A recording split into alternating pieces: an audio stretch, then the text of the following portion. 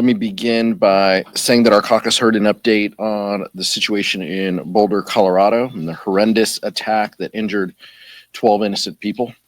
Anti-Semitism has no place in American life, and we stand with the Jewish community in this difficult hour and always.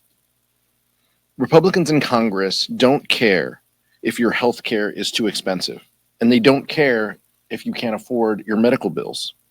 They voted for what Elon Musk called a disgusting abomination, a Republican budget that throws millions of Americans off of their health insurance.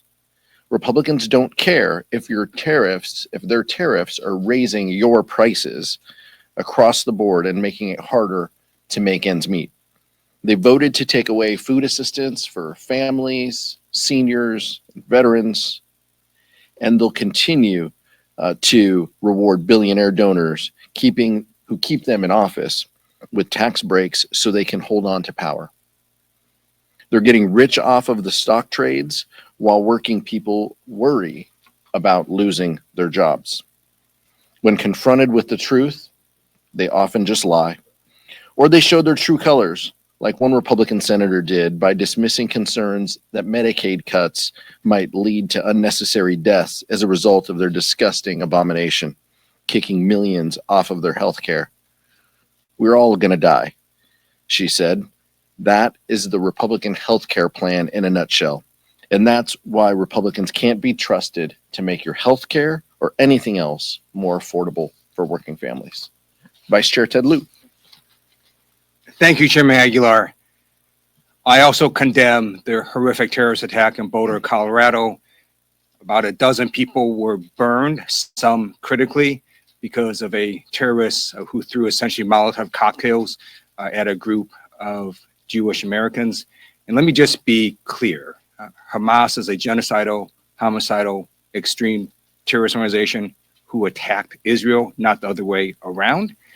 And now Jewish Americans in America are fearing for their safety because of folks who are committing brazen acts of anti-Semitism. We need to call it out when we see it.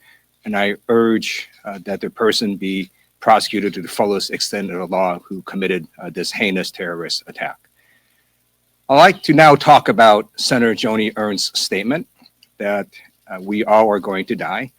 She is correct that we all are going to die, but it shouldn't be at the hands of Republican legislation. And the Republicans' big, ugly bill is going to cause unnecessary death. So then Senator Ernst doubled down on her statement and did a video of herself walking through a cemetery, again, talking about what she said. And then she ended by citing Jesus. So I'm just a simple Catholic. But let me just tell you, I actually read the Gospels, and Jesus goes around healing people. That's what he does, right? He heals a woman who was blind. He heals a person who had leprosy. He heals a person who was paralyzed. 41 acts of healing in the Gospels. That's what Jesus did in terms of acts. So it's exactly the opposite of what Senator Ernst is saying. And call me old-fashioned, but I think the goal of government is not to hasten the deaths of Americans. It is to make the lives of Americans better. And clearly this big, ugly bill is not going to do that.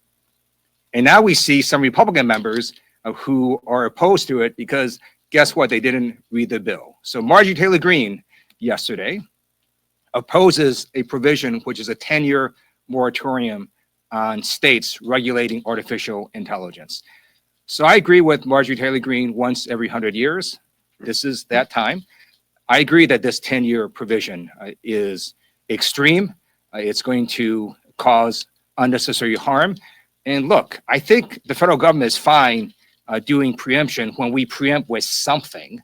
You can't just preempt with nothing. And this is a bad provision, and I hope the Senate will take out this 10-year moratorium.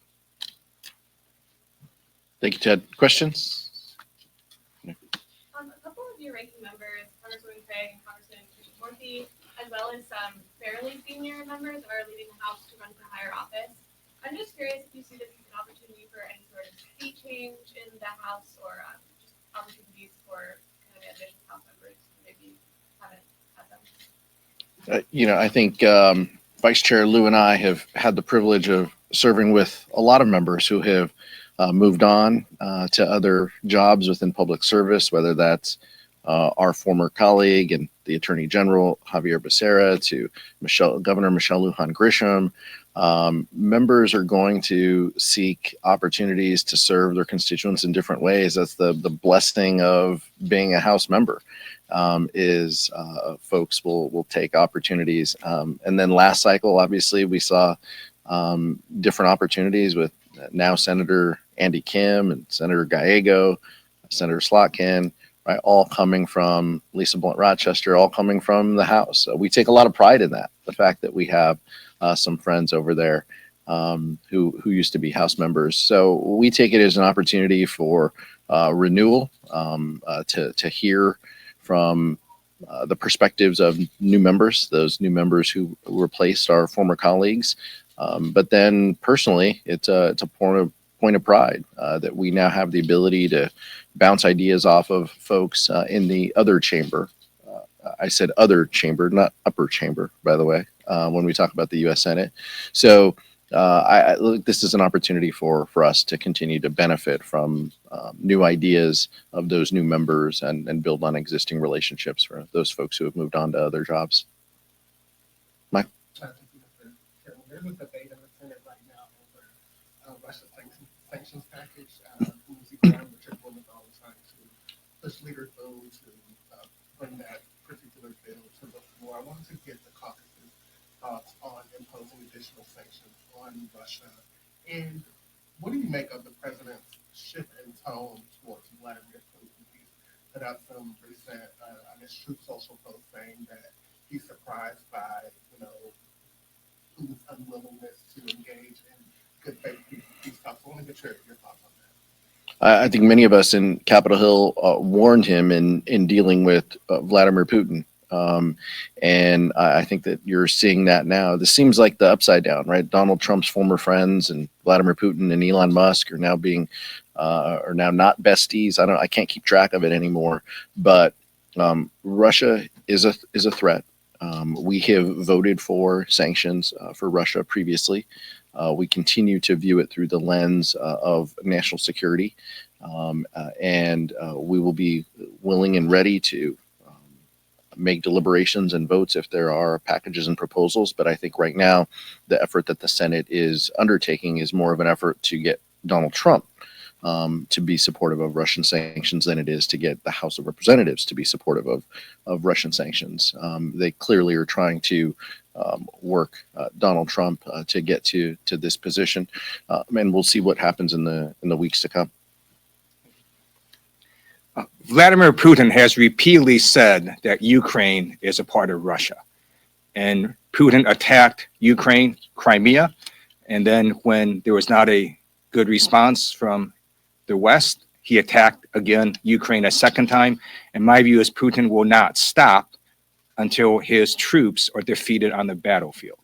And I urge the Trump administration to understand that fact. And I believe the best way to get Putin to the negotiating table is to apply maximum pressure in terms of sanctions, give Ukraine what they need to defeat Russian troops on the battlefield, and then we'll get Putin to the negotiating table. Nick?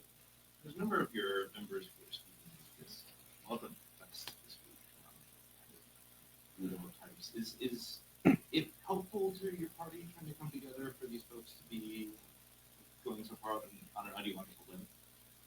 It's helpful for members of our party to meet with outside voices to talk about an agenda that puts working families first. And that's how I viewed those discussions, which is what is our strategy as a party to put working families first? How do we lower the costs that people face? Clearly, we're united against this one, ugly bill that House Republicans passed that is now over in the Senate. And we will clearly work on different items to lower the costs that people face. We've talked often about those, child tax credit, low-income housing credit, all of these pieces that are so instrumental in helping working families get forward. So I think that that's always important to huddle with with colleagues and friends and stakeholders to make sure that we're on the same page. And that's how I viewed the conference, but I wasn't there. Thank you, Mr. Chairman. The Republicans were just in here. They blamed Democrats and immigration policies for the attack in Boulder, specifically because this individual was here illegally.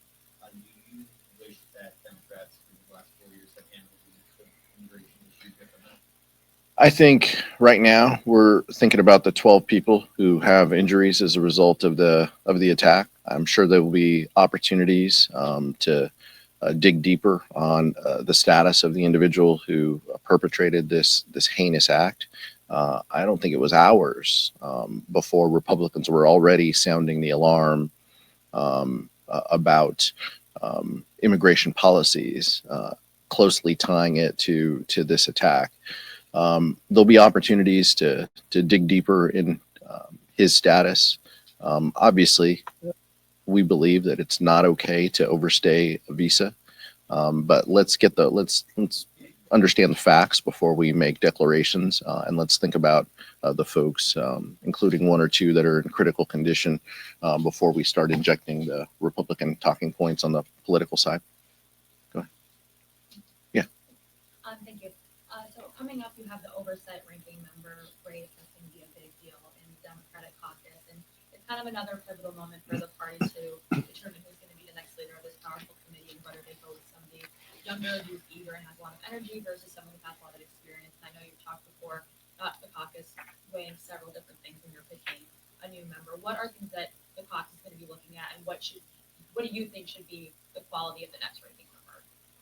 The caucus will have the opportunity to weigh that and vote. The vice chair and I noticed the election for 3 weeks from now at our regularly scheduled caucus meetings.